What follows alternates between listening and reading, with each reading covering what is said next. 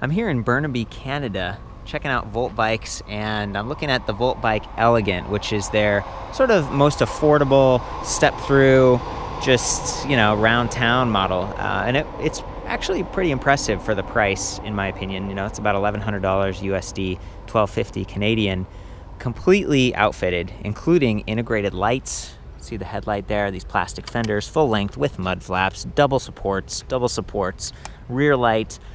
The rack is pretty decent. It's got the pannier blocker, standard gauge tubing, 25 kilogram max weight.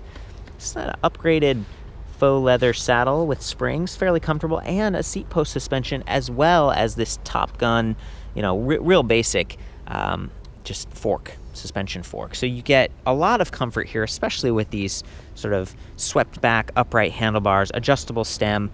My only complaints would be that, the frame, it's a little bit more flexy, like if you're really shaking it around, because there's more weight in sort of the top rear area here with the battery pack. This does have a front hub motor, so that helps to balance it out a little bit. And I guess, if you're going off curbs and you're bouncing around a lot, this stem, which is adjustable angle, it's nice, it kind of brings it up, it can get a little bit loose. So, maybe tightening this up occasionally, maybe even replacing it at some point. It's just really a value play here. It's all about getting something that's very functional, and if you use it carefully and you aren't too hard on it and stuff, this would work great. And they've put a lot into it. Like I mentioned the lights earlier, but you've got reflectors on the wheels, on the pedals down there. You've even got the reflective sidewall stripe on these Tracer City Classic tires from CST. There are a few areas that they've chosen to, spend a little bit more money on, and I think they've chosen really wisely. These are 700 by 38C, by the way. So, a little bit narrower, a little bit more efficient. This isn't the type of bike that you'd want to go off-road with. I've taken it in the grass and romped around a little bit, had some fun with it, and it's performed well. But again, you notice like, oh, this is a little more bendy. It's not like this really stiff, rugged feel. But that's not what it's designed for. By the way, I'm wearing a different helmet here because this actually comes with the bikes. When you buy it, you can pick one of their helmets. They've got a couple different colors. Fits all right. I've got like a size large, and you can see it sloshing around a little bit. But it's DOT approved, and I just thought that was kind of fun. So, testing the whole experience out. I was actually looking at the boxes earlier. When you buy these, you buy it online. They ship it to you. It's got a 1-year warranty, and they've been in business for a few years. It's 2015 right now. So they've got extra parts. They'll work with you to try to keep the bike on the road and keep you happy. And that's really great, because you'd be buying this sort of like sight unseen probably, unless you have a friend that bought one. I'll try to give you all the measurements here. This is like 19 inches from sort of that spindle to the bottom of the seat tube, and then like 23 from here to here. You've got that super easy step-through design. Even though, you might be thinking, 19 inches or whatever, it's, the seat goes fairly low here. Not as low as if it didn't have this suspension element, but I really like that comfort that it gives. And then, of course, with the handlebars being swept back, you have a more upright riding experience with this bike. So I like it. It fits me pretty well. I'm about 5'9". It does only come in this one color, sort of this black and red. But, it's a Canadian company. They kind of got the red. That's sort of fun. And I do like the chain protector here. That's going to keep your skirt, your dress, your pants, whatever, just from coming into contact with the chain, which is actually very tight and should hold up pretty well, because this has an internally geared 3-speed Nexus hub in the rear. So yeah, the benefits of that, you can kind of shift it at standstill a little bit easier. Should be fairly rugged. The chain's not going to bang on the chainstay as much. And, it just kind of keeps the whole thing streamlined. Although this is a little bit vulnerable. You wouldn't want to accidentally knock that off. Just a plastic thing. You are compromising on the brake. This is a band brake right here, this little metal box. So, it pulls the cable and kind of squeezes these discs together in the back there. And, in my experience going down these hills and test riding around here, it doesn't work that great. Like, I can be squeezing pretty hard on the left lever, which is what activates it, and I'm not coming to like a complete stop. I have to use both brakes. So I use that front brake, which is just a standard V brake with rubber pads on the right grip, and that works. And these do have motor inhibitors too, so at least you're going to be cutting the motor off. You're going to be able to stop. It's not quite as fast or powerful. And I weigh, like 135 pounds. I'm not super heavy, but a lot of your braking power does actually come from the front wheel. So, you know, kind of keep that in mind. The front wheel has the better brake on it. That's good to know. Wires are fairly well integrated. This is a purpose-built bike. They kind of keep the down tube really clean, and they come back right there at the seat tube. Here's the battery pack. It is removable, so if you just turn the keys, which don't have to be lifted in when you ride, I love that. You can slide the battery pack out. Let's see if I can, there it is. It only weighs like 5.2 pounds, so it's pretty good. It's a 36 volt, 10.4 amp hour, uses Samsung cells inside, so a little bit higher quality. There we go, it's popped back in, locked, key out. I'm gonna leave it in just for fun when we ride, so I don't forget. You can charge it on or off the bike, which is great. It's got a little battery level indicator, everything you'd expect. You do have to like turn the battery on independently from the rest of the system though. So click, it's on. Now we can come up to the front and turn the front on just by holding this button. Real easy to reach, you know, easy to interact with this thing. I like it, and the display actually swivels. So if you're getting some glare, you can easily reduce that glare.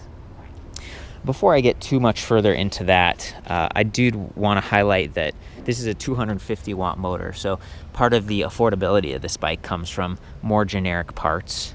You know, they do have these Well-Go pedals and stuff, but you know, otherwise it's like some of the parts are just, they're a little bit cheaper. That's what I'm saying. Don't go like crazy with this bike. There's no lockout, there's no rebound on the suspension fork and that kind of thing. But anyway, 250 watt internally geared front motor adds a little bit of weight to the front, but that kind of balances it out. And a bike like this, you know, it doesn't seem like it's impacting handling or anything for me. No quick release on the front, but there is a quick disconnect. So if you need to do some maintenance on the wheel, you know, you're taking it to a shop, or maybe you're trying to put this in your car or something, you got to take the wheel off. You are going to need some tools to do that. And then just be careful when you're mounting it back up, you know, this wire and everything. Yeah, so that's what's going on. Internally geared keeps it light. There's a little bit of a, you know, when you're using it, but I don't know, I think it looks pretty good. It's black, it blends in, so good enough. And then coming back to that battery we were looking at, it powers the headlight and the tail light. So these are completely integrated. It's got a reflector, it's got some LEDs. That just adds another level of safety that I really appreciate. Especially, you know, maybe you're riding in the rain, the fenders are keeping you dry, the lights are keeping you safe. Like, it's a good thing. The grips, ergonomic, they tie in a little bit, not perfectly, but they're soft. You know, they aren't like these really hard plasticky things that I've come into contact with in the past. Yeah, I think that's great, you know. It's a lot easier to appreciate maybe like a lower quality design when it's more affordable, right? Because you get it. It's like, yeah, okay, I'm buying a cheaper bike, but you know, and then it's kind of funny. There's the compass on here, so you know where you're going, I guess, and little bell. It's a little bit crowded in the cockpit. This side's all right. You know, you got the button pad, but the right side, you kind of reach over. The throttle's within striking distance, but it's pushed out a little bit because of the brake levers, and then just you know, the bell. It's sort of like, okay, a little hokey, but it gets the job done, and there's enough room to use that twist shifter here, and that's what I was talking about. You kind of shift it standstill if you want. So okay, back to the display panel. We've activated it, we're ready to go. If you hold down on the plus right here, that's going to go ahead and turn on backlighting on the display, as well as the headlight and the tail light. One complaint I have about the system is that the display, it's kind of bright, you know, if you leave that light on, the backlighting. So I don't know, maybe in the menus there's a way to disable that. I didn't find it. There is also a walk mode. If you hold down on the minus button here, see, there we go. It's just taking us for a little walk. Could help you up a hill if you're carrying groceries and you don't want to push the bike. So that's a cool, kind of a European feature I see a lot. I love that. And then of course you've got your standard speed. It's in kilometers per hour right now because we're in Canada. 5 bars of charge in terms of the battery capacity right now. Pedal assist level, you can't really turn it off. There's always some level of assist, but 1 is super gentle and slow, so you know, you can always override that with the throttle at full power, which is great. And there's 9 levels in here, so 9 levels of assist. The higher you go, the faster, the more powerful it will be. It doesn't ever go super fast or powerful because it's, you know, it's a small motor, but you know, it's good enough. It's responsive with those 12 magnets down there, and having those different increments might let you manage your speed in a crowd, or really boosting it for when you're commuting, trying to get home. If you press the power button over here, you can cycle through these different readouts like average speed, max speed, and down here odometer, trip distance, time, that kind of stuff. So that's kind of it. That's the display, similar to their other bike. Yeah, I think it's kind of the Interceptor from Voltbike. So yeah, let's hop on. Yeah, decent kickstand, by the way. Glad to have that. I'm gonna do pedal assist in level 9, just so you can kind of see and hear it performing.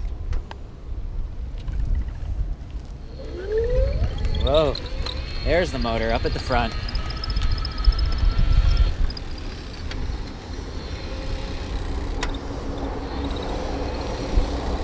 So, it's helping me climb this hill. If I just did it with throttle mode here only, I'm gonna let the bike stop. There we go, and then I'm just gonna gun it. Really hear it struggling a little bit. This is not that steep. I mean, we're definitely climbing. It'd take effort if this was me pedaling, but that's what you're getting. You're kind of getting like the equivalent of human power, 250 watts. That's what like pro cyclists are putting out on long distance rides. So, not bad. A lot easier than pedaling. We make it to the top of this little hill. Now we're gonna do the brake test, okay? So there's where we came from. I'm gonna use that back brake here to try to demonstrate what I was experiencing before. We'll get up to like 20 kilometers per hour. Now we'll start braking. I'm holding that, I'm squeezing like pretty hard, and we're still not stopped. Okay, now we're finally stopped. Now if we did the same thing, get up to 20 kilometers per hour, there we go, 24. Now we use the front brake, whoa, much faster. Whoa. Yeah, there's just, so it's kind of like night and day between those two. Just use both brakes if you need to stop, I guess. That's my takeaway from that. So yeah, it's a pretty well-rounded, affordable, direct-to-consumer, 1-year warranty electric bike. Only that one size, but it's fairly adjustable. And if you take care of it, if you aren't too rough with it, I think it'd work pretty well. There's a little bit of that like crack the whip going on in the back. I'm always trying to like, how do I demonstrate this? It's like hard with, there, do you see that? Like, it's like, if I'm shaking it from side to side, because it's only got that single tube, the frame just isn't as stiff. Not a huge deal. Again, basic riding, neighborhood, maybe commuting, it can work just fine. So that's the Voltbike Elegant. For the full write-up on this and some of their other bikes, I'll see you back at ElectricBikeReview.com. Ride safe.